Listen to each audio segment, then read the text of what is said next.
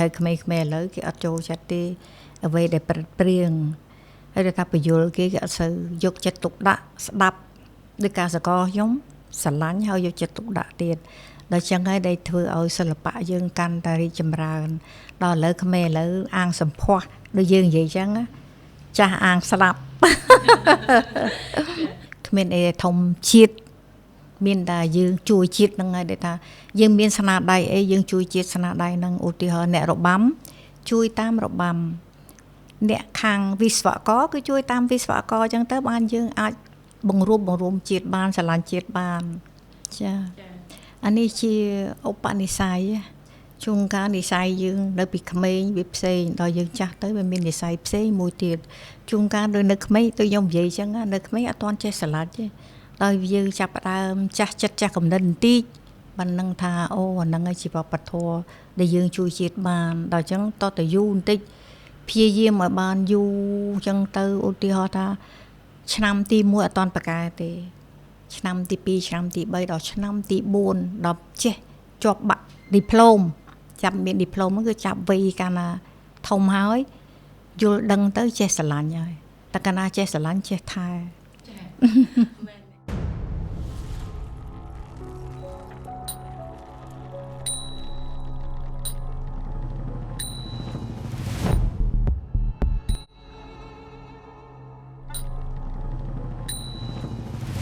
ជំរាបសួរបងប្អូនទស្សនិកជនស្វាគមន៍សាជាថ្មីមកកាន់ម្ចាស់កេរ Podcast ថ្ងៃនេះភ្ញៀវកិត្តិយសពិសេសរបស់យើងគឺអ្នកគ្រូព្រឹទ្ធាចារ្យរស់យ៉ារ៉ានលោកបានបំពេញបេសកកម្មស្ទើរតែពេញមួយជីវិតរបស់លោកនៅក្នុងវិស័យសិល្បៈជាពិសេសគឺរបាំបុរាណអស់រយៈពេលជាង40ឆ្នាំមកនេះតាំងពីសម័យសង្គមរាស្ត្រនិយមលោកបានចូលរួមទាំងឆាកជាតិឆាកអន្តរជាតិជាច្រើនផងដែរហើយក្នុងនោះផងដែរលោកក៏ជាតួឯកក្នុងរបាំមណីមេខលាក្រោយពេលចូលនិវត្តន៍លោកក៏បានបណ្ដុះបណ្ដាលថ្នាក់ជាតិជាច្រើនបន្តបន្ទាប់ពីលោកអញ្ចឹងដើម្បីកុំឲ្យខាត់ពេលវេលាយូរសូមមកជួបអ្នកគ្រូទាំងអស់គ្នាជំរាបសួរអ្នកគ្រូសុខសប្បាយចាសុខធម្មតាកូនចាមួយរយៈនេះរវល់ខ្លាំងហ្នឹងអ្នកគ្រូរវល់ពេលខ្លះដូចថាយើងទៅនាយកដ្ឋានខ្លះទៅពួកយើងចូលនិវត្តន៍ហើយជំនួយការដល់ចឹងបើមានបញ្ហាអីឬក៏មានការអីគេត្រូវការយើងអានោះបានយើងទៅកូនមិនដូចការយើងធ្វើការពេញទេការយើងធ្វើការពេញគឺយើងទៅមួយអាទិត្យទៅ6ថ្ងៃតែដល់ឥឡូវចូលនិវត្តន៍ហើយអញ្ចឹងការងារវាដកថយមួយចំនួនដែរចាបានជួបអ្នកគ្រូច្រើនដងដែរហើយក្រុមការងារមានចិត្តគុំគួនជាខ្លាំងណាអ្នកគ្រូគុំគួនថានឹងសូមអញ្ជើញអ្នកគ្រូចូលរួមក្នុង podcast ឬក៏កម្មវិធីណាមួយរបស់ក្រុមការងារយើងខ្ញុំហើយថ្ងៃនេះពិតជាមានសំណាងខ្លាំងមែនតើបានអញ្ជើញអ្នកគ្រូចូលរួមហើយក៏សូមអរគុណអ្នកគ្រូម្ដងទៀតដែលផ្ដល់កិត្តិយសក្នុង podcast ម្ចាស់គេនេះអ្នកគ្រូអញ្ចឹងអ្នកគ្រូអាចសូមអ្នកគ្រូជួយជម្រាបឡើងវិញតកតងនឹងតើអ្នកគ្រូបានចូលក្នុងវិស័យសិល្បៈនេះប្រហែលឆ្នាំហើយបន្តមកចូលនៅក្នុងផ្នែកអីខ្លះអាចជាសង្ខេបតាមដែលអ្នកគ្រូអាចចែករំលែកមកបានណាអ្នកគ្រូចាអរគុណកូនអរគុណចំពោះមាសគេដែលគេបានអញ្ជើញនាងខ្ញុំមកនាងខ្ញុំឈ្មោះរស់យ៉ារ៉ាន់ជាសិល្បករតាំងពីចន្ទសវត្សរ៍សង្គមរាស្ត្រនិយមកាលហ្នឹងខ្ញុំអាយុបាន10ឆ្នាំគឺឪពុកស្រឡាញ់ចង់ឲ្យកូនចូលរបាំដល់អញ្ចឹងខ្ញុំចូលរួមរហូតដល់ពេលគេទម្លាក់សម្ដេចទៅគូគេឲ្យទៅនៅសាលាវិចិត្រសិល្បៈគឺចូលពី7គត់រហូតដល់75មុនបែកដល់ពេលបែកពលពតហ្នឹងទៅយើងក៏ទៅបានទៅនៅដល់កញ្ចេះហើយយើងក៏បានស្រុកគេចប់សង្គ្រាមមកវិញខ្ញុំក៏ត្រឡប់មកវិញបានចូលនៅនាយកដ្ឋានសិល្បៈពី79ហ្នឹងមកគឺចាប់ផ្ដើម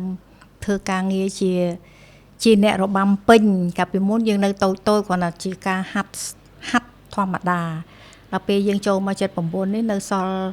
អ្នកដែលរស់បានតិចតួចហ្នឹងគឺថាគ្រូចាស់បានបំពេញឲ្យពួកខ្ញុំនេះឡើងជាតួឯករបាំពីព្រោះអស់ពីចាស់ទៅនៅសល់តែមួយចំនួនតូចទេដល់អញ្ចឹងគេត្រូវតម្លើង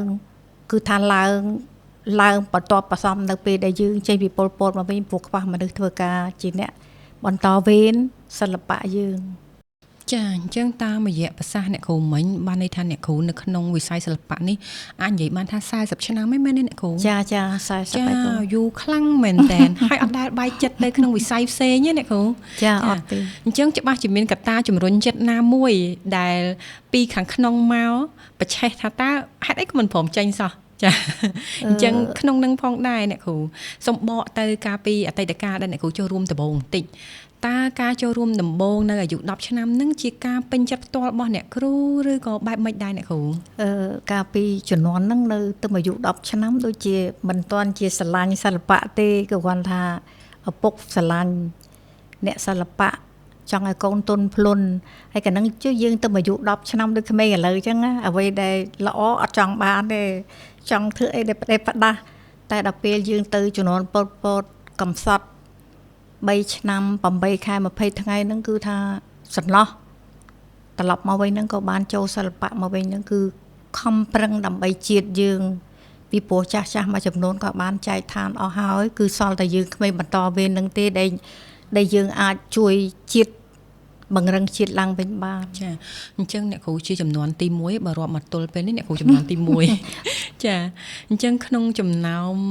លោកគ្រូអ្នកគ្រូចំនួនទី1ក្រុមការងារម្ចាស់គេ podcast បានតាក់ទងមកចូលរួមជាភ្ញៀវកិត្តិយសបានសឹងគ្រប់គ្នាហើយអ្នកគ្រូចាអរគុណចាអញ្ចឹងអាចនិយាយបានថាជា collection លោកគ្រូអ្នកគ្រូចំនួនទី1សម្រាប់វិស័យសិល្បៈហ្មងចាអញ្ចឹងអ្នកគ្រូនៅក្នុងវិស័យសិល្បៈនេះអ្នកគ្រូនៅក្នុងរបាំប្រពៃណីរហូតឬក៏នៅក្នុងអ្នកគ្រូបានចូលផ្នែកណាខ្លះឯដែរអ្នកគ្រូកាលពីជំនាន់យើងចូលមក79គឺសិល្បករនៅខ្វះខាតច្រើនដូច្នេះរបាំប្រពៃណីគឺយើងរាំបុរាណគឺយើងរាំគឺកាលហ្នឹងវាគ្នាតិចតែដល់ពេលយើងមកបានគ្នាច្រើនហើយយើងចាប់ផ្ដើមបំបែកជារបាំប្រពៃណីរបាំជារបាំក្បាច់បុរាណហើយជំនាន់ហ្នឹងគឺថាជំនាន់ដែលកំសត់គឺថាមកពីពលពតវិញនៅពេលខ្លះគឺនៅយ៉ាងបាយរួមមកឡើយទេព្រោះពេលដែលយើងចាញ់មកវិញហ្នឹងវាអត់ទាន់ស្រុកសម្បូរបែបដូច្នេះការតស៊ូអ្នកជំនាន់ហ្នឹងគឺកំសត់ច្រើនតែមិនជាអីឲ្យពិបាកទេគឺថាកំសត់របៀបសបាយអាមួយកំសត់ខ្លាំងអាមួយកំសត់ជាសបាយចាកំសត់បែបសបាយហ្នឹងបែបមិនដែរអ្នកគ្រូអាចជួយលើកឡើងតិចបានបែបសបាយហ្នឹងគឺថាហត់ផងយំផងអីផងធម្មតាជីវិតសិល្បករគឺថាមិនដែលសបាយរហូតក៏មិនដែលកាត់ទុករហូតដែរគឺថាជាអ្នកសិល្បៈចាំអ្នកខ្លះគេយល់ឃើញថាអ្នកសិល្បៈអត់ចេះកើតទុកទេតាមពិតមិនមែនទេគឺថាមានទុកដែរតែទុកលាក់នៅក្នុងចិត្តចាអាចនិយាយបានថាកំសត់បែបសបាយហ្នឹងគឺការងារលំបាកជីវភាពជីវិតទូទៅគឺលំបាកប៉ុន្តែអ្នកគ្រូកំពុងតែបំពេញតួនាទីអ្វីដែលអាចនិយាយបានថាបេះដូងអ្នកគ្រូស្រឡាញ់ពេញចិត្តអញ្ចឹងទៅធ្វើឲ្យការងារជោគជ័យមួយធ្វើឲ្យអ្នកគ្រូសប្បាយចិត្តខ្លាំងអញ្ចឹងទៅក៏ការកំសត់ការពិបាកចិត្តហ្នឹងក៏រលុបបាត់ទៅមានតែភាពរីករាយមែនទេអ្នកគ្រូចាស្ដាប់ទៅខ្ញុំឃើញថាទស្សនវិស័យការស្រឡាញ់របស់លោកគ្រូអ្នកគ្រូនៅផ្នែកសិល្បៈប្រពៃណីឬក៏សិល្បៈបុរាណហ្នឹងគឺការចូលចិត្តរបស់គាត់ហើយបេះដូងគាត់ឆ្លើយតបទៅនឹងសិល្បៈហ្នឹងគឺស្តៀងគ្នាខ្លាំងមែនតើចាស្តៀងគ្នាខ្លាំងហើយមកទល់ពេលនេះខ្ញុំឃើញថាស្នាដៃដែលកំពុងតែល្បីល្បាញខ្លាំងលើស្នាដៃអាចនិយាយថាស្នាដៃចុងក្រោយឬក៏ចិត្តចុងក្រោយរបស់អ្នកគ្រូនេះគឺលើតួរបាំមនីមេខលាចាខ្ញុំឃើញថារបាំមនីមេខលាហ្នឹងគឺជាលក្ខណៈថាផ្ទាំងទស្សនីយភាពមួយប្លែកពីរបាំផ្សេងទៀតដោយមានតែតួពីរមែនទេអ្នកគ្រូចាអញ្ចឹងតើអ្នកគ្រូអាចជួយរៀបរាប់ផងបានទេថាតើរបាំមនីមេខលាហ្នឹងមានជាការរាំបែបម៉េចមានតួបែបម៉េចខ្លះហើយបង្កើតជាផ្ទាំងទស្សនីយភាពបែបម៉េចខ្លះដែរចាអញ្ចឹងជួយអ្នកគ្រូជួយបញ្ជាក់ឡើងនឹងតិចទៅរបាំមនីមេខលាគឺមានតែ2នាក់ទេគឺនាងមេខលានិងរាមមេសូដល់ពីប្រវត្តិពីមុនមកគឺសិស្សរួមគ្រូគឺថានាងមេខលាវរជុននិងរាមមេសូវា3នាក់សិស្សរួមគ្រូតែបើយើងយកមកធ្វើជារបាំរឿងវាមានគ្នា3នាក់តែបើយើងជារបាំគឺមានតែ2នាក់ទេគឺថានៅពេលដែលរាមមេសូនិងមនីមេខលាហ្នឹងគឺច្រើននៅប្រឆាំងគ្នាដោយសាររាមមេសូចិត្តជាមាគេថាជាយៈគឺថាលោភលន់ហើយនាងមេខលានេះជាបញ្ញាគឺនាងស្លូតបូតទុនភ្លុន ដែលកាលពីសម័យចូលមក79ហ្នឹងគឺគេឲ្យនាងនឹងជាស្រីទុនភ្លុនជាស្រីដែលឧស្សាហ៍ព្យាយាមចាទុនភ្លុនរឹងមាំហើយឧស្សាហ៍ព្យាយាមគឺថាមិនដែលចង់ឈ្នានីសនឹងអ្នកណាទេចាអញ្ចឹងបានន័យថារឿងមនីមេខលាមានជារឿងព្រេងនិទានហើយក៏មានជារបាំដែរមែនទេអ្នកគ្រូចាមានចាខ្ញុំឃើញថាជាកាយវិការរបស់មនីមេខលាទុនភ្លុនតារហ័សរហួនហើយវៀងវៃខ្លាំងមែនទែនអាចនិយាយបានថាបើសិនជាក្នុងនាមជាអ្នកមើលម្នាក់ឃើញថាមនីមេខលាដូចជាហនុមានអញ្ចឹងប៉ុន្តែជានារីគាត់អត់កោងកាចទេប៉ុន្តែទុនភ្លុនឆ្លៀសវៃរហ័សរហួនចាធ្វើឲ្យរៀមសូហ្នឹងគឺចាប់អត់បានធ្វើបាបអត់បានណាចាអញ្ចឹងក៏ជាផ្ទាំងទស្សនីយភាពមួយប្លែកផងដែរដែលក្នុងរបាំហ្នឹងគឺមានតែមនុស្ស2នាក់ចូលរួមចាហើយចំពោះការបង្កើតផ្ទាំងទស្សនីយភាពដែលមានតួតែ2នាក់បែបនេះតើមានអាចនិយាយបានថាមានផលវិបាកឬក៏លក្ខណៈពិសេសណាមួយឯអ្នកគ្រូគឺថាក្នុងរឿងនាងមនីមេខលានេះគឺថានៅពេលដូចថាយើងនិយាយពីដើមមកវិញគឺថារៀនគ្រូ3គឺថាបរិជននោះគ្នាជាសភាវៈធម្មតាដល់ពេលរៀនមេសូនមនីខលាហ្នឹងគឺចំណែនគ្នាចាដូចថាឈ្នានីសគ្នាគឺថាខឹងនឹងនាងនឹងបានកែវដោយសារបញ្ញាញាណនាងនឹងទុនភ្លុនស្រោតបូតគឺលោកគ្រូឲ្យកែវមកនាងនឹងថែរក្សាដល់ពេលរៀនមេសូនេះអាំងខ្លួនឯងជាយៈអំណាចគឺថាចង់តែសម្លាប់គេចង់តែខឹងគេអញ្ចឹងទៅបានបថៅហ្នឹងមិនសប្បាយចិត្តដូចថាចង់តែឈ្លានពានគេតែថាបញ្ញាញាណនាងជាស្រីទុនភ្លុនអញ្ចឹងទៅធ្វើអីក៏អត់ឈ្នះដែរនៅចាញ់ទៅពេលរៀនមេសូហ្នឹងចាញ់នាងមេកលាដោយសារពេលនាងនឹងឆ្លីកែវហ្នឹងទៅស្វាំងភ្នែកមើលអត់ឃើញទៅហើយនៅពេលមួយទៅគឺនាងនឹងបោះកែវដែលចាស់គាត់ថាអូផ្លេចបន្ទោណានឹងបានន័យថាធម្មជាតិនិងការពិតហ្នឹងវាមានទំនាក់ទំនងគ្នាគឺថានាងនឹងបោះកែវជាផ្លេចបន្ទោគឺថាពលឺផ្លេចហ្នឹងគឺនាងនឹងបោះកែវដល់ក្តឹងហ្នឹងគឺរៀមសូគប់បថៅបានជាចាស់គាត់ខ្លាចគាត់ខ្លាចនឹងក្មេងៗវាលឺផ្លេចបន្ទោវាភ័យវាតាមពិតជាអភូតហេតុដោយសារ2នាក់ហ្នឹងធម្មតាមួយឆ្នាំជួបគ្នាម្ដងហើយរៀមសូនេះដឹងថានាងមេកលាហ្នឹងត្រូវឡើងទៅឋានលើទៅតាមរាប់ថ្ងៃរាប់ខែអញ្ចឹងទៅតាមនាងហ្នឹងហើយនាងហ្នឹងទៅលេងជាមួយនឹងទេវបុត្រទេវតាជាមួយនឹងវរជនហ្នឹងគឺក្នុងមួយឆ្នាំដូចយើងអញ្ចឹងណាក្នុងមួយឆ្នាំយើងធ្វើពិធីបុណ្យម្ដងអញ្ចឹងគឺត្រូវតែទៅជួបគ្នាអញ្ចឹងដល់រៀមមេសូដឹកអញ្ចឹងគឺទៅតាមអត់ដែលបានសុខទេគឺថាសង្គ្រាម2នាក់នឹងជាមួយគ្នាអូចាអ្នកគ្រូ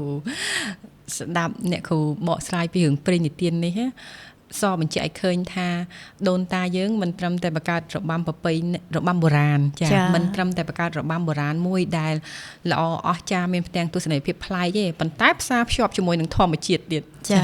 ផ្សារភ្ជាប់ជាមួយនឹងធម្មជាតិដែលបង្ហាញអំពីទិដ្ឋភាពនៅពេលភ្លៀងមានផ្គរមានរន្ទះចាអញ្ចឹងគឺកៅមនីដែលមនីមេខលាកាន់ហ្នឹងគឺអាចបង្កើតជារន្ទះមែនទេអ្នកគ្រូចាផ្លេចបន្ទោពេលដែលនាងបោះអញ្ចឹងទៅផ្លេចហ្នឹងគឺនាងនឹងបោះកែវចាហើយដល់ពេលលឺសូក្ដឹងហ្នឹងផ្គរលាន់ហ្នឹងគឺបថៅរៀមសូគប់បថៅហ្នឹងខឹងនាងហ្នឹងចាហើយ2នាក់ហ្នឹងគឺថាក្នុងមួយឆ្នាំជួបគ្នាម្ដងហើយជំនឿចាស់យើងពីដើមនៅពេលដែលអត់មានទឹកភ្លៀងគឺសម្ដេចលោកឪសម្ដេចព្រះមេដាសម្ដេចឪលោកទៅធ្វើពិធីបួងសួងដើម្បីសុំទឹកភ្លៀងដល់សារមេកលានឹងបោះកែវទៅគឺថាមានអំណាចមួយគឺថាទឹកភ្លៀងធ្លាក់មកបង្អោឲ្យប្រជាជនធ្វើកសិកម្មបានចាអត្តន័យល្អខ្លាំងមែនតើអ្នកគ្រូអញ្ចឹងបើសិនជាយើងបកត្រឡប់ទៅវិញនៅដើមកំណើតនៃរបាំមនីមេខលាអ្នកគ្រូអាចជំរាបបានទេថារបាំមនីមេខលានឹងបានបង្កើតឡើងនៅក្នុងឆ្នាំណាឬក្នុងរាជព្រះអង្គណាដែរអូខ្ញុំអត់ទាន់ទេព្រោះជំនាន់ក្រោយមកទៀតខ្ញុំទាន់ជំនាន់ទសវត្សរ៍60ហ្នឹងគឺម្ដាយធំខ្ញុំគាត់អ្នកសម្ដែងរបាំមនីមេខលាហ្នឹងជាមួយអ្នកគ្រូចាស់ហ្នឹងណាហើយបន្ទាប់មកជំទាវកុសនីគាត់បានរាំពេលបួងសួងដោយសម័យ លន់ណុលនេះពេលដែលឈ្នះកន្លែងណាគឺគេយកពិធីមីនីមេកាឡាទៅបួងសួងទៅរាំកន្លែងណាអត់មានទឹកភ្លៀងឬថាប្រជាជនធ្វើស្រែអត់បានអញ្ចឹងគឺទៅសុំទឹកភ្លៀងគឺធ្វើពិធីយកមេកាឡារៀបសូរនឹងទៅរាំហើយពីរអ្នកហ្នឹងតែកាលណារាំអញ្ចឹងមានភ្លេងបន្ទោផ្គរលាន់អញ្ចឹងទៅគឺថាអពុទ្ធិហេតុឲ្យធ្លាក់ភ្លៀងមកចាអញ្ចឹងអ្នកគ្រូបើសិនជាបកត្រឡប់ទៅក្រោយវិញបន្តិចតកតងនឹងគោលបំណងនៃការធ្វើរបាំសម្ដែងរបាំនេះឡើងគឺដើម្បីអីខ្លះដែរអ្នកគ្រូអាចជួយបញ្ជាក់ឡើងនឹងបន្តិចបានទេចារបាំមីនីមេកាឡានេះគឺយើងរាំនៅក្នុងឱកាសទទួលភ្ញៀវមួយនិងពិធីបួងសួងចាអាចនិយាយថាបួងសួងទៅលើទេវរូបឬក៏ព្រះមហាក្សត្រឬក៏បែបណាដែរអ្នកគ្រូបួងសួងនៅពេលដែលយើងមានកម្មវិធីអីដូចថាពិធីសាពះគ្រូមួយពិធីយើងសម្រាប់ដូចថាកាលពីប្រហែលថ្ងៃមុននេះដែលគេធ្វើព្រះនរាយណ៍ដែលលោកបាញ់ធ្នូហ្នឹងអានោះយើងអាចរាំថ្វាយបានចាអញ្ចឹងអាចនិយាយបានថារបាំមនីមេកាឡាគឺជារបាំសម្រាប់បួងសួងសម្រាប់សក្ការៈបូជាអូចាអ្នកគ្រូថ្ងៃនេះជ្រាបបានដឹងអំពីអត្ថន័យរបាំមនីមេកាឡាមួយទៀតហើយចាព្រោះថាខ្ញុំឃើញថាជារបាំមនីមេកាឡាជាផ្ទាំងទស្សនីយភាពមួយដែលប្លែកខ្លាំងមានតួអង្គតែពីរហើយមានកាយវិការជាមួយនឹងសម្ភារៈនៅក្នុងនោះទៀតដូចជាពុទ្ធៅអ្នកគ្រូនិយាយមិញហ្នឹងហើយមានដូចជាខាងកៅមនីចាហើយមានការបោះចុះបោះឡើងទៀតចាអញ្ចឹងការទៀមទាក្នុងការហាត់រាំរបាំមនីមេកាឡាអាចនិយាយថាពិបាកជាងរបាំផ្សេងឯអ្នកគ្រូចាវាធម្មតារបាំមនីមេកាឡាវានាងនឹងជាស្ដេចធំដែរម្ល៉េះហើយត្រូវមានការទុនភ្លុនតិចខឹងតិចដូចថាមាំណាដូចជាមិនដូចជារបាំអប្សរាទេគឺអប្សរាស្រីដែលទុនភ្លុនដូចថាយើងមានដូចថាស្រីយើងមានកាចមានឆ្មាស់មានស្លូតមានអីចឹងណាម្ល៉េះហើយវារបៀបរបបខុសគ្នាចឹងហើយមនីមេកាឡាគឺគេរក្សាភាពស្មោះត្រង់អត់លេងសើចអីច្រើនទេគ្រាន់ថាពេលដែលនាងនឹងចេញមកអញញឹមបន្តិចដល់ពេលជួបនឹងរៀមមេសូចាប់ដើមសត្រូវមកជាមួយគ្នាគេមិនដែលសប្បាយទេកាលណាសត្រូវមកអញ្ចឹងគឺថាអូដល់ពេលមកប្រយុទ្ធគ្នាអញ្ចឹងតែគ្រាន់តែនាងនឹងបញ្ញាញាណគឺថានាងនឹងទុនភ្លុនអញ្ចឹងហ្មងចង់អ្នកឯងធ្វើអីគេក៏គេអត់ធម្មតាចាក្នុងការសម្ដែងលើឆាកជាតិនិងឆាកអន្តរជាតិសម្រាប់របាំមនីមេកាឡាតើទទួលការស្វាគមន៍ច្រើនកុះកខ្លាំងឯអ្នកគ្រូចាពីដើមគេទទួលដូចថាតែកុំរាំណាពីព្រោះរបាំនេះសក្ការៈនៅពេលដែលយើងសុំទឹកភ្លៀងដូចចាស់គាត់ចំណាំមកជឿតែឥឡូវវាជាសាសវាជឿលឿនហើយទោះមិនទៅបួងសួងក៏មានភ្លៀងដែរអញ្ចឹងគេខ្លាចរបាំហ្នឹងនៅពេលដែលរាំគឺខ្លាចភ្លៀងហ្នឹងហ្មងភាគច្រើនដូចទៅស្រុកប្រាំងអញ្ចឹងចាប់ដើមរាំមេកាឡាហ្នឹងគឺភ្លៀងមកអញ្ចឹងគេច្រើនអពុទ្ធិហេតុចាវាមានវាមិនអត់ទេចាអញ្ចឹងអាចរួមនៅចុងកម្មវិធីចាជាការសាទរចុងក្រោយហ្នឹងណាគ្រូចាព្រោះថារៀមសូមាននៅក្នុងមនីមេកាឡាហើយមាននៅក្នុងរបាំអីខ្លះផ្សេងទៀតអ្នកគ្រូរៀមសូគឺគេមានរៀមសូមានតែមនីមេកាឡាមួយទេដល់រៀបនឹងក្នុងរឿងរៀមកេរៀបនឹងគឺស្ដេចយៈធំមួយទៀតចាជាតួយៈដែរតែឈ្មោះផ្សេងចាផ្សេងគ្នាអូថ្ងៃនេះយល់មួយទៀតហើយអ្នកគ្រូស្ដេចក្រុងរៀបហើយនឹងរៀមមេសូខុសគ្នាចាជាតួអង្គយៈផ្សេងគ្នាយៈដូចគ្នាចាតែគាត់ណាចិត្តជាយៈនៅតែការអញ្ចឹងអត់មានស្លូតទេចាអ្នកគ្រូមកទល់ពេលនេះរយៈពេល40ឆ្នាំអ្នកគ្រូឃើញថាការវិវត្តនៃរបាំមនីមេកាឡាក៏ដូចជារបាំផ្សេងទៀតអាចនិយាយបានថាជាដូចជារបាំព្រះចត្រឬក៏របាំបុរាណខ្មែរប្រពៃណីរបស់យើងហ្នឹងតើមានការវិវត្តខ្លាំងឯអ្នកគ្រូហើយការវិវត្តហ្នឹងគឺទៅជាបែបម៉េចខ្លះដែរកាលសម័យខ្ញុំរាំការយល់ដឹងដោយឥឡូវអញ្ចឹងដូចខ្ញុំនិយាយអញ្ចឹងណាក្មេងហើយចាស់ចរិតខុសគ្នាដូចថាក្មេងគិតទៅរឿងលេងច្រើនដល់យើងចូលវ័យកាន់តែចាស់កាន់តែយល់ដឹងដល់អញ្ចឹងយើងផាត់ព្រៀងតិចហើយក្មេងៗឥឡូវគេអត់ចូលចិត្តទេអ្វីដែលប្រឹកព្រៀងហើយថាបញ្យល់គេអត់សូវយកចិត្តទុកដាក់ស្ដាប់ដោយការសកលខ្ញុំស្រឡាញ់ហើយយកចិត្តទុកដាក់ទៀតដល់ចឹងហើយដែលធ្វើឲ្យសិល្បៈយើងកាន់តែរីកចម្រើនដល់ឥឡូវក្មេងឥឡូវអាងសម្ផស្សដូចយើងនិយាយចឹងណា ចាស់អាងស្លាប់ ចាអត់តនេះអ្នកគ្រូអត់តនេះ អត់ទេវាជាពាក្យស្លោក ចា ដល់ចឹងក្មេងអត់យល់ទេដល់ពេលអស់ពីចាស់បានដឹងស្ដាយដោយការខ្ញុំនៅរំចឹងម្ដាយធំបង្រៀនរំម្ដងបិទអាវកន្លះម៉ោងតម្រាំបិទលាវអាវបានណា ចា ហើយដល់ពេលដល់លើបានស្ដាយថាងការហ្នឹងបើសិនប្រឹងដឹងល្អយ៉ាងណាចឹងមកថាក្មេងឥឡូវអត់សូវយល់អញ្ចឹងគួរតែយើងបញ្យល់ណែនាំហើយបង្រៀនតែគេមិនឲ្យតឹងពេកក៏គេមិនឲ្យធូរពេកដែរ ចាអ្នកគ្រូចំណុចនេះដោយប្រពុតត្រង់ត្រាស់បង្គាប់ថាចបៃបើសិនជាតឹងពេកដាច់ខ្សែ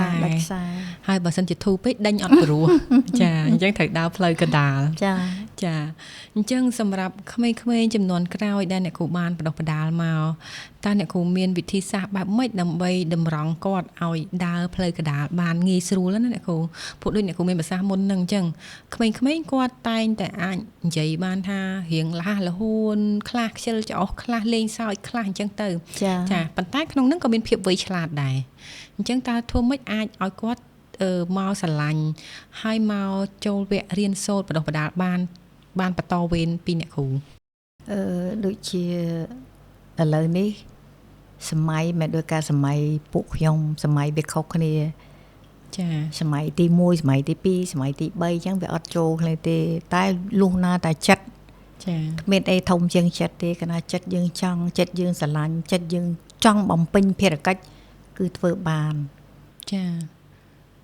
ហើយចុះបើសិនជាបងប្អូនដែលគាត់អាចនិយាយថាកូនចៅជំនាន់ក្រោយណាកូនគាត់ចង់បន្តវេនតែគាត់គួរតាំងចិត្តបែបម៉េចដែរអ្នកគ្រូដើម្បីអាចចូលហាត់ពុតលុតដំជាអ្នករបាំបានព្រោះមើលទៅគឺអត់ងាយទេអ្នកគ្រូមែនទេចាអ្នករបាំមួយតព្យាយាមឧស្សាហ៍មិនតែព្យាយាមទេតែឧស្សាហ៍ទៀតឧទាហរណ៍ថានៅផ្ទះមិនចាំតែបាច់ទៅមកសាលាគ្រូបង្រៀនបានហាត់ទេអត់ទេយកចិត្តទុកដាក់ខ្លួនឯងងើបពីព្រលឹមពុតខ្លួនលំហាត់នៅផ្ទះហើយដល់ក្មេងឥឡូវគេដូចខ្ញុំនិយាយចឹងណាជួនកាលគេគ្រាន់តែរាំគេអត់ស្រឡាញ់ដល់ពួកខ្ញុំពីមុនដូចតែគ្នាដូចខ្ញុំនិយាយចឹងណាពីមុនក៏អត់ស្រឡាញ់ដូចតែគ្នាតែដល់ពេលយើងចូលពីពលពតមកវិញគ្មានអីធំជាតិមានតែយើងជួយជាតិហ្នឹងហើយដែលថាយើងមានស្នាដៃអីយើងជួយជាតិស្នាដៃហ្នឹងឧទាហរណ៍អ្នករបាំជួយតាមរបាំអ្នកខាងវិស្វករគឺជួយតាមវិស្វករអញ្ចឹងទៅបានយើងអាចបង្រួមជាតិបានស្រឡាញ់ជាតិបានចាដោយពាក្យមួយដែលបានលើកឡើងជាទូទៅនៅក្នុងសាលាវប្បធម៌រលត់ជាតិរលាយវប្បធម៌ពុនរាយជាតិថ្កាងអញ្ចឹងក្នុងចំណោមប្រជាជនម្នាក់ជាប្រជាជនម្នាក់ក្នុងចំណោម17លាននាក់អញ្ចឹងអ្វីដែលយើងអាចជួយបានយើងត្រូវតែជួយតាមចំណេះចំណីរៀងៗខ្លួនចាដូចអ្នកគ្រូទៀតសោតគឺអ្នកគ្រូផ្នែករបាំប្រពៃណីចារបាំបុរាណចាផ្នែករបាំបុរាណអញ្ចឹងអ្វីដែលអ្នកគ្រូអាចជួយបានគឺជួយលើកតម្កើងផ្នែកវប្បធម៌ចាហើយដូចជាខាងវិស្វករអ្វីដែលគាត់អាចធ្វើបានគឺគាត់លើកតម្កើងផ្នែករចនាបថនៅក្នុងអគារក្រៅអគារអញ្ចឹងទៅចាការវិវត្តថ្មីផ្សេងទៀតអញ្ចឹងទៅចាចំពោះការបណ្ដុះចិត្តស្រឡាញ់តើអ្នកគ្រូបានវិវត្តឬក៏បានបណ្ដុះចិត្តបែបម៉េចពីការដែលត្រឹមតែថាចូលទៅរៀនធម្មតាដូចក្មេងទូទៅរហូតដល់ស្រឡាញ់ធ្វើការក្នុងវិស័យនេះបាន40ឆ្នាំអ្នកគ្រូច្បាស់ជាមានលក្ខណៈពិសេសណាមួយហើយចាឬក៏ការចងចាំពិសេសណាមួយដែលមិនអាចបំភ្លេចបានណាអ្នកគ្រូចាអានេះជាឧបនិស្ស័យជួនកាលនិស្ស័យយើងនៅពីក្មេងវាផ្សេងដល់យើងចាស់ទៅវាមាននិស្ស័យផ្សេងមួយទៀត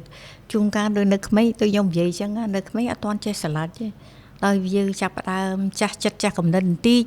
បាននឹងថាអូអាហ្នឹងឯងជាវប្បធម៌ដែលយើងជួយជាតិបានដល់អញ្ចឹងតទៅយូរបន្តិចព្យាយាមឲ្យបានយូរអញ្ចឹងទៅឧទាហរណ៍ថាឆ្នាំទី1អត់ទាន់បកែទេឆ្នាំទី2ឆ្នាំទី3ដល់ឆ្នាំទី4ដល់ចេះជាប់បាក់ឌីប្លូមចាប់មានឌីប្លូមហ្នឹងគឺចាប់វ័យកាលណាធំហើយយល់ដឹងទៅចេះស្រឡាញ់ហើយតែកាលណាចេះស្រឡាញ់ចេះថែចាមែនអ្នកគ្រូចេះស្រឡាញ់គឺចេះថែរក្សាចាហើយនៅក្នុងបទពិសោធន៍40ឆ្នាំនេះតើអ្នកគ្រូបានជួបប្រទះអីខ្លះដែលធ្វើឲ្យចងចាំខ្លាំងបំផុតណាអ្នកគ្រូ ព្រោះអ្នកគ្រូនឹងជួបខ្ញុំជឿជាក់ថាអ្នកគ្រូនឹងជួបច្រើនខ្លាំងមែនតើប៉ុន្តែអ្នកគ្រូអាចលើកមកទស្សនវិជ្ជាឬក៏ហេតុការណ៍ណាមួយពាក់ព័ន្ធជាមួយនឹងការរាំរបាំនឹងធ្វើឲ្យអ្នកគ្រូចងចាំជាការសម្ដែងថ្នាក់ជាតិឬក៏ថ្នាក់អន្តរជាតិនៅទីណាមួយបានអ្នកគ្រូអាចលើកឡើងមកបានទេអ្នកគ្រូចានៅពេលដែលខ្ញុំចូលមក79ចាគឺខ្ញុំដូចខ្ញុំនិយាយចឹងនៅក្មេងមិនទាន់ហាត់ឲ្យជាចំណេះចេះដឹងខ្លាំងឯងព្រោះត្រឡប់មកវិញទៅ9 10ដល់ពេលចូលមក79ហ្នឹងបានមួយឆ្នាំ2ឆ្នាំខ្ញុំហាត់ជាមួយនឹងគ្រូមីគាត់ខំពយល់ផងគាត់ខំផ្ទះចង្វាក់ផងគាត់ខំច្រៀងឲ្យយើងផងចង់ឲ្យសិស្សចេះ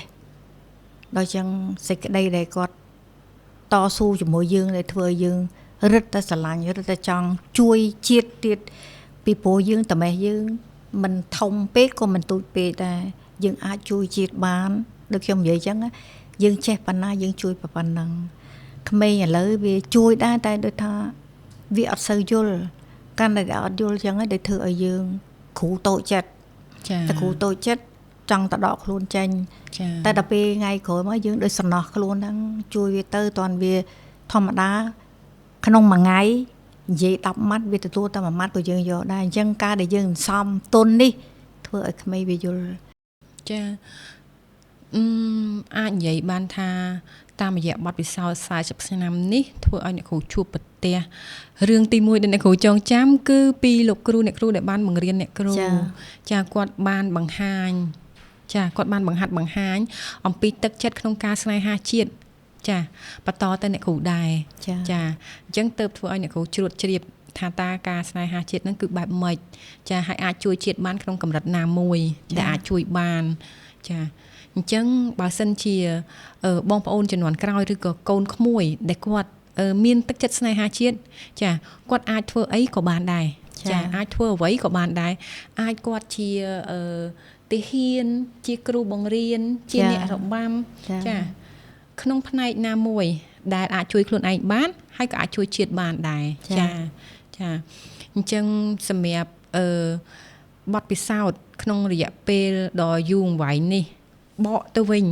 ក្នុងសម័យប៉ុលពតវិញអ្នកគ្រូចាចង់សុំសួរអ្នកគ្រូទៅសម័យប៉ុលពតវិញព្រោះ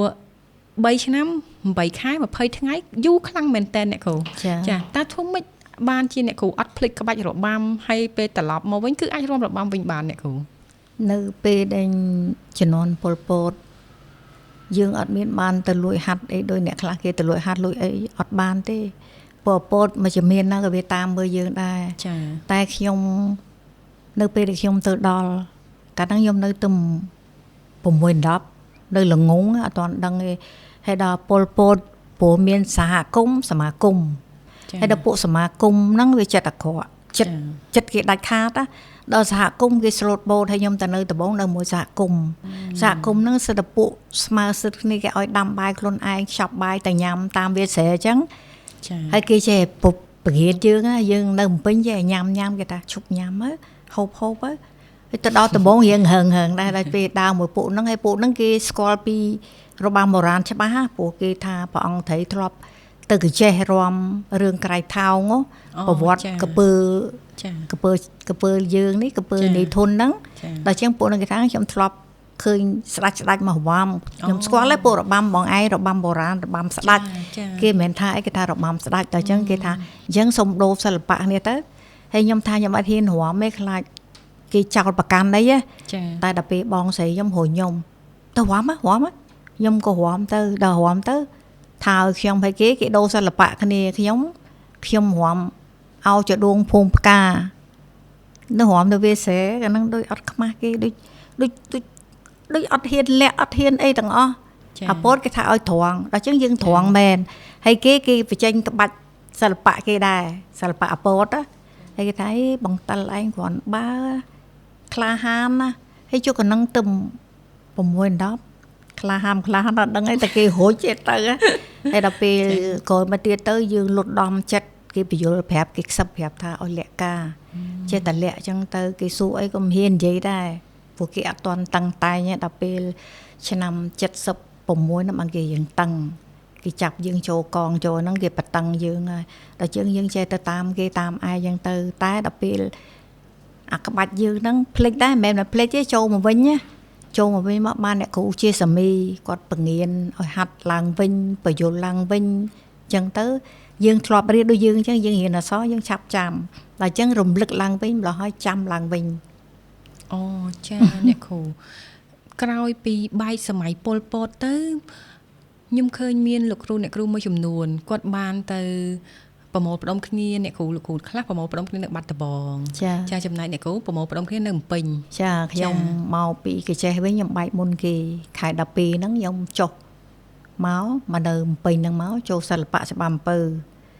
ដំបងថាលោកពៅយូលេងចាពៅយូលេងហ្នឹងគាត់ខាង account និយាយហើយនឹងអ្នកគ្រូជំទាវបងចន្ទធីនេះនេះខ្ញុំក៏នៅច្បាប់អំពើចា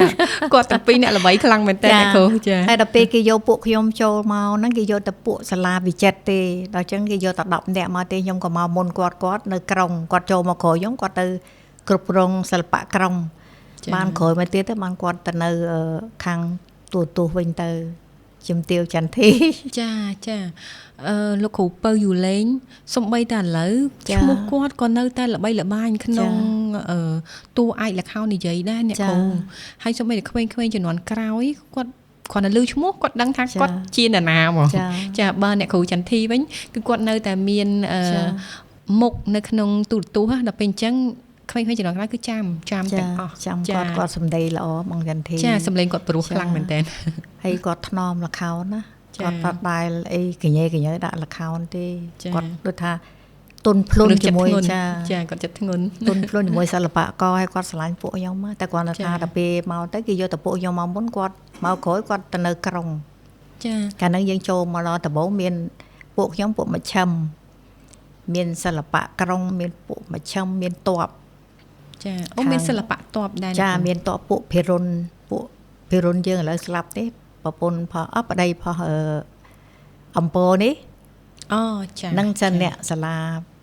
វិចិត្រសិល្បៈចាស់ហើយចាខាងពួកនឹងខាងបាឡេជាមួយស្ដេចថ្មីអ្នកគ្រូអញ្ចឹងសម្រាប់ការប្រមូលផ្ដុំក្រោយសម័យប៉ុលពតនេះតើមានការប្រមូលផ្ដុំទ្រង់ទ្រាយធំឯអ្នកគ្រូហើយយើងចាប់ផ្ដើមរៀបចំបែបបទជាក្រុមនេះដូចផ្ដើមដោយលោកគ្រូពៅយូលេងនិងអ្នកគ្រូចន្ទធីមែនទេអ្នកគ្រូអត់ទេចូលមកដំបងនៅច្បាប់អំពើជាមួយនឹងជំទាវចន្ទធីហើយនៅលោកតាពៅយូលេងដល់ពេលទៅគេបំបែកយកតែពួកខ្ញុំមក10នាក់ឲ្យបងចន្ទធីទៅនៅក្រុងតែគ្រាន់តែកាលហ្នឹងក្រុងហើយយើងហ្នឹងប្រហែលគ្នាពួកក្រុងគេទទួលភ្ញៀវក្រុងពួកខ្ញុំពួកមជ្ឈិមទទួលភ្ញៀវមជ្ឈិមហ្នឹងទៅចាហើយពួកតបហ្នឹងគេសម្រាប់តែតបតែគ្រាន់តែពេលដែលយើងអត់ទាន់បានជុំគ្នាអញ្ចឹងយើងលេង3ក្រុមហ្នឹងចូលគ្នាសំដែងនៅរោងមហោស្រពយើងនេះ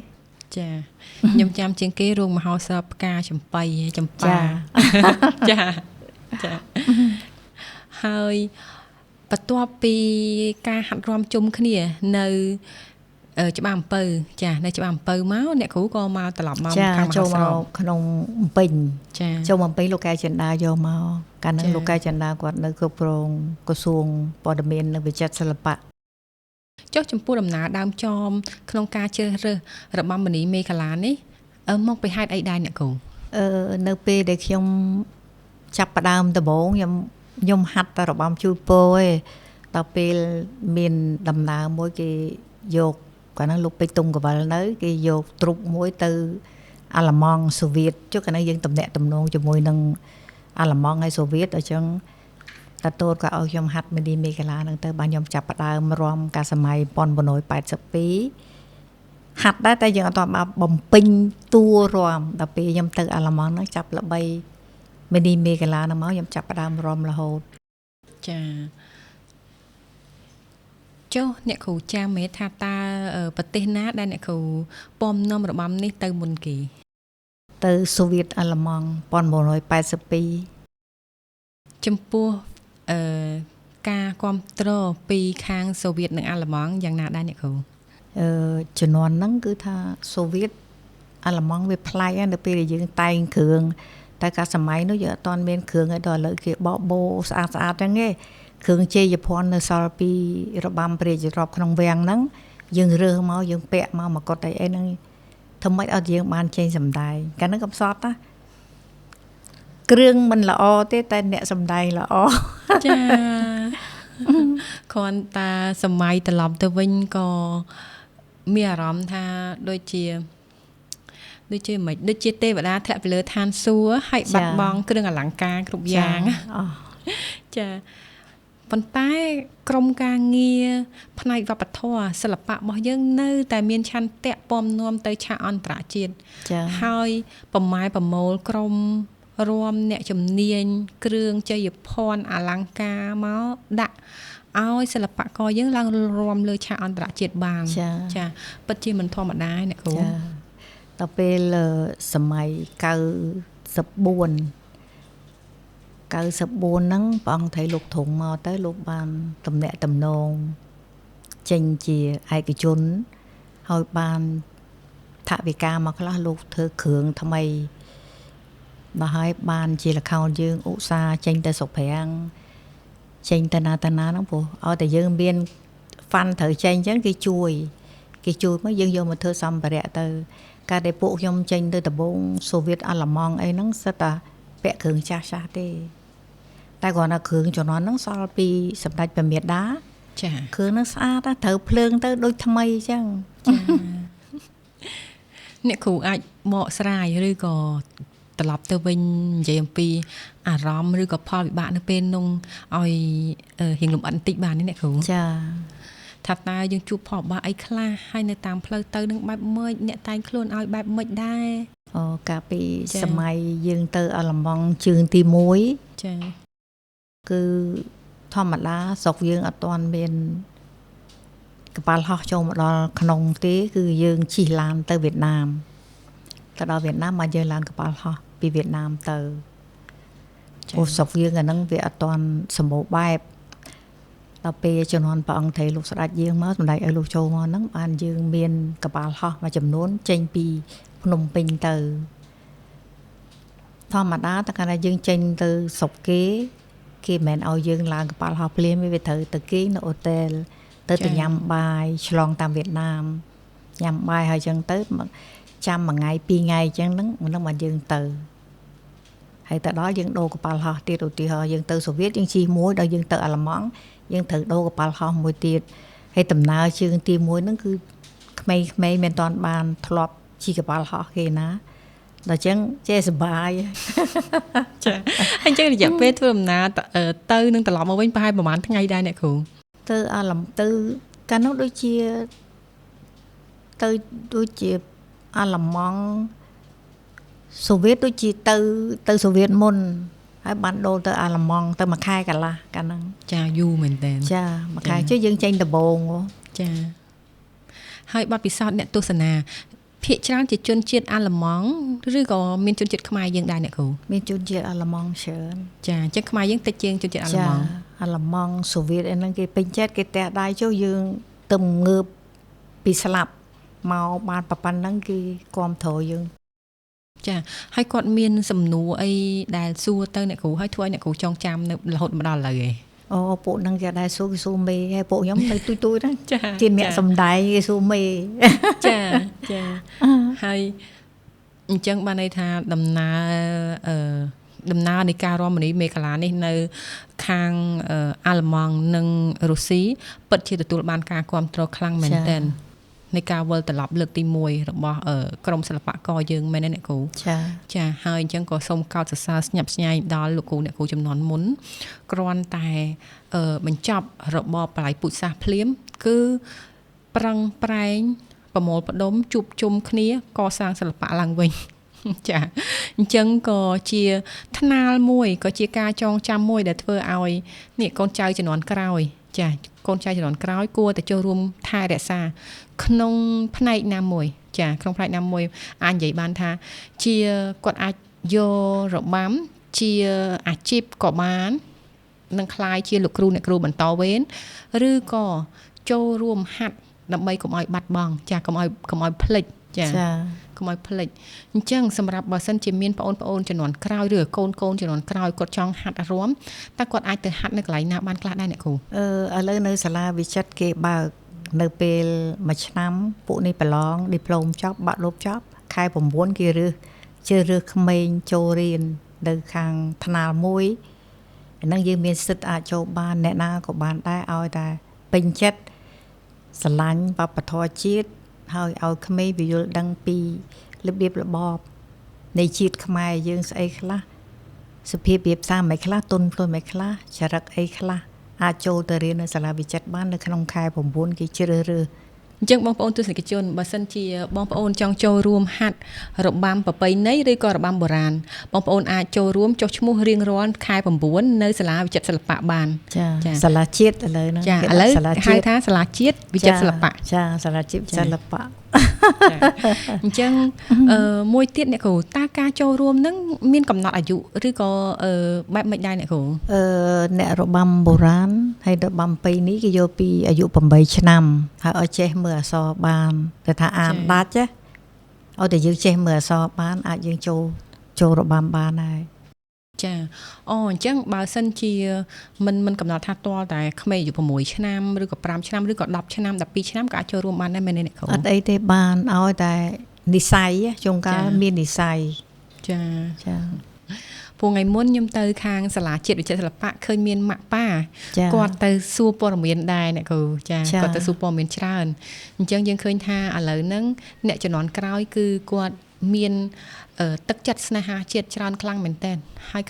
ក្នុងការចូលរួមចំណែកជាផ្នែកណាមួយនៃវប្បធម៌ប្រពៃណីរបស់យើងណាចាអញ្ចឹងសម្រាប់អ្នកគ្រូក្នុងនាមជាអ្នកគ្រូចំនួនទី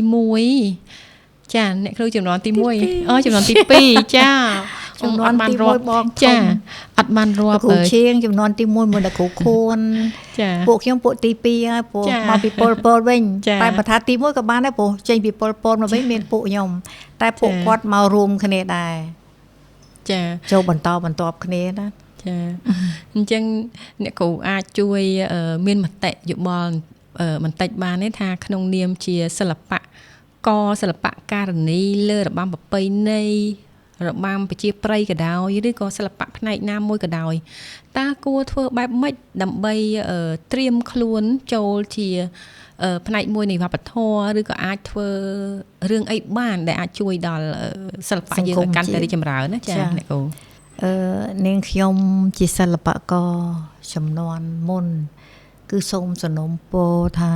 ឪពុកម្ដាយណាក៏ដោយអត់មានប្រកាន់ទេគឺថាឧបនិស្ស័យក្មេងកុំបន្តឹងគ្នាឧទាហរណ៍ថាគ្នារៀនអត់កើតល្ងងរៀនកើតចឹងឲ្យចូលសិល្បៈកុំអីគឺថាឲ្យមានតម្េះខ្លះគឺជាពិសេសអក្សរខ្មែរយើងគួរតែឲ្យចេះខ្លះទៅចាំចូលនៅវប្បធម៌ហ្នឹងគឺថាជាអ្នកសិល្បៈ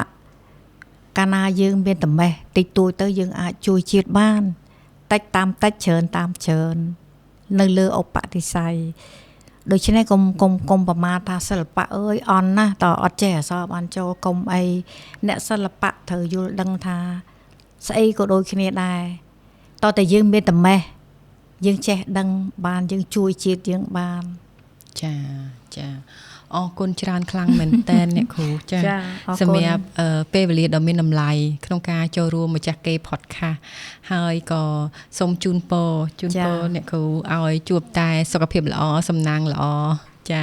ហើយសម្រាប់មតិផ្ដាំផ្ញើចុងក្រោយតើអ្នកគ្រូមានអីបន្ថែមទៀតទេអ្នកគ្រូខ្ញុំចង់អរគុណទី1គឺថាកម្មវិធីម្ចាស់គេ podcast ចាម្ចាស់កម្មវិធីម្ចាស់គេ podcast ម្ចាស់គេ podcast សូមអរគុណដែលបានអញ្ជើញខ្ញុំជាគ្រូមកជួយជាយោបល់ដើម្បីជួយក្នុងចកោមនៃវប្បធម៌ជាតិហើយសូមឲ្យឪពុកម្ដាយណាដែលចង់ឲ្យកូនចូលសម្ដែងឬក៏អ្នកណាក៏ដោយក៏សូមឲ្យគាំទ្រសិល្បៈទាំងអស់គ្នាស្អីក៏ល្អដែរឲ្យតែយើងជួយជាតិដូចគ្នាអរគុណច្រើនចាអរគុណច្រើនអ្នកគ្រូអញ្ចឹងកម្មវិធីម្ចាស់គេ podcast ក៏ចូលមកដល់ទីបញ្ចប់ហើយក្នុងនាមជាប្រជាពលរដ្ឋខ្មែរមួយរូបក្នុងចំណោម17លាននាក់រូបយើងខ្ញុំក៏សូមអរគុណដល់បងប្អូនដែលចំណាយពេលវេលាដ៏មានតម្លៃក្នុងការតាមដានក្នុងការថែរក្សាចែករំលែកម្ចាស់គេ podcast ទៅកាន់បងប្អូនផ្សេងៗទៀតចានៅពេលនេះអរគុណសូមជម្រាបលា